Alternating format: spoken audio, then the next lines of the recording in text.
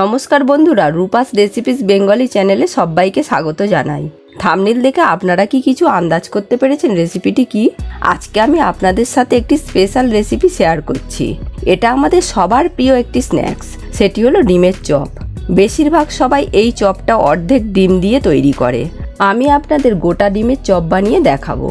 অনেকেরই কমপ্লেন থাকে গোটা ডিমের চপ ভাজার সময় ফেটে যায়। ভাজার সময় চপটি যাতে ফেটে না যায় সেই প্রসেসটাও আমি ভিডিওর মধ্যে বলে দেব। আশা করছি আপনাদের সবাইয়ের এই রেসিপিটি ভালো লাগবে। শুরু থেকে শেষ পর্যন্ত ভিডিওটি দেখার জন্য আমার অনুরোধ রইল। তো আসুন দেখে নেওয়া যাক কিভাবে বানাই আমি এই গোটা ডিমের চপ। আমি এখানে একটি ননস্টিক প্যান গরম করে নিয়েছি। চপের মশলা তৈরির জন্য নিয়ে নিলাম কিছুটা পরিমাণ রিফাইন অয়েল। গরম তেলের মধ্যে দিয়ে দিলাম ছোট ছোট করে কেটে রাখা দুটি মিডিয়াম সাইজের পেঁয়াজ কুচি। সামান্য একটু ভেজে দিয়ে দেব 2 চামচ গ্রেট করে নেওয়া রসুন। পেঁয়াজ ও রসুনটিকে একসঙ্গে ভেজে নিয়ে আবারও একটু রিফাইন অয়েল নিয়ে নিলাম। আর দিয়ে দেব 2 চামচ গ্রেট করে নেওয়া আদা ও 1 চামচ ছোট ছোট করে কেটে রাখা কাঁচা লঙ্কা। একটু নাড়িয়ে নিয়ে দিয়ে দিলাম স্ম্যাশ করে নেওয়া 3টি মিডিয়াম সাইজের আলু সিদ্ধ। একটু মিশিয়ে নিলাম।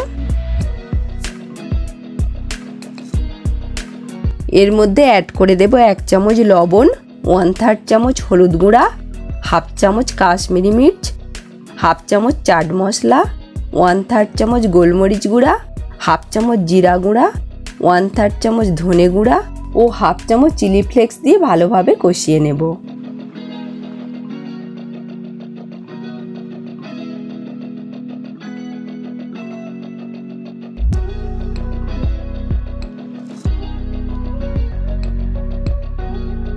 কষিয়ে নেওয়ার পর কিছু ধনেপাতা কুচি ছড়িয়ে মিশিয়ে নেব।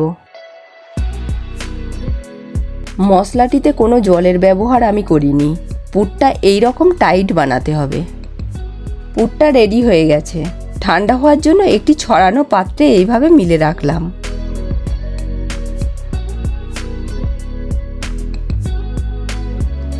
ভাজার সময় চপটি যাতে ফেটে না যায় তার জন্য সিদ্ধ ডিমে এইভাবে ছুরি দিয়ে একটু কাট দিয়ে নিতে হবে।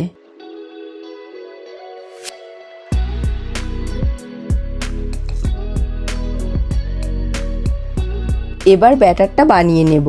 তার জন্য নিলাম 2 চামচ ময়দা, 1 চামচ কর্নফ্লাওয়ার, সামান্য লবণ ও সামান্য গোলমরিচ গুঁড়া দিয়ে মিশিয়ে নেব। অল্প অল্প করে জল দিয়ে ব্যাটারটা পাতলা করে তৈরি করে নিলাম।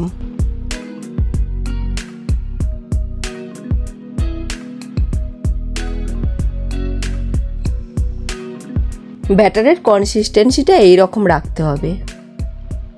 চপগুলি তৈরি করে নেব। তার জন্য হাতে একটু তেল মেখে নিয়েছি। গোটা ডিমের চপ তো তার জন্য একটু বেশি পরিমাণে পুর নিলাম। এর মধ্যে ডিমটা দেব, তার জন্য এটিকে হাত দিয়ে চেপে একটু খুলো করে নেব। এবার ডিমটা দিয়ে বাকি অংশে আর একটু পুর লাগিয়ে দিলাম। এইভাবে হাতের মধ্যে গোল গোল করে ঘুরিয়ে চপটা গোলাকার শেপ দিয়ে নেব।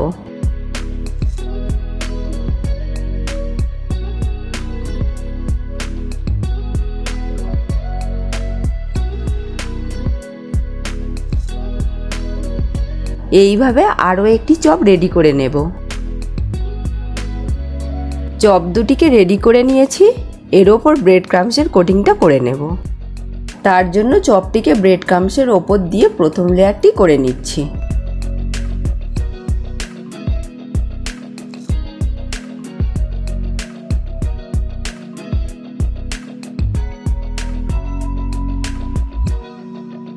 তারপর দ্বিতীয় লেয়ারের জন্য এটিকে ব্যাটারে ডুবিয়ে ব্রেড ক্রাম্বসের কোটিং করে নেব।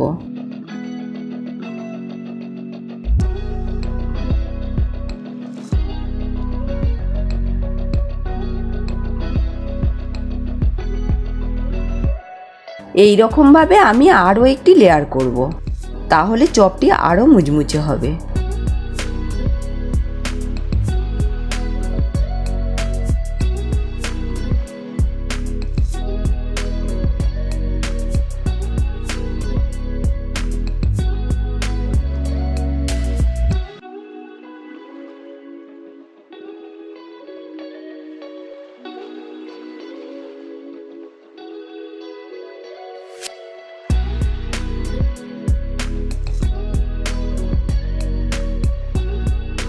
এই রকমভাবে আমি আরেকটিকেও বানিয়ে নিয়েছি। চপটিকে 40 থেকে 45 মিনিট রেস্টে রেখে দেব, তারপর গরম তেলে ফ্রাই করব। চপটি ভাজার জন্য একটি গরম কড়াতে বেশ অনেকটা পরিমাণ রিফাইন অয়েল নিয়ে হাই ফ্লেমে তেলটা গরম করে নেব। তারপর মিডিয়াম ফ্লেমে চুলাটি রেখে এক সাইড দিয়ে চপটি তেলের মধ্যে ছেড়ে দিলাম। চপটিকে ব্রাউন করে ভেজে নেব।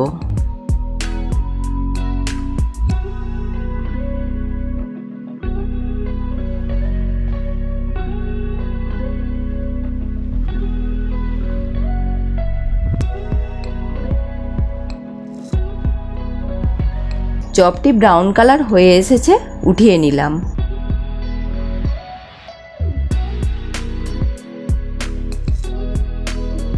এইভাবে আরেকটিকেও ভেজে নিচ্ছি।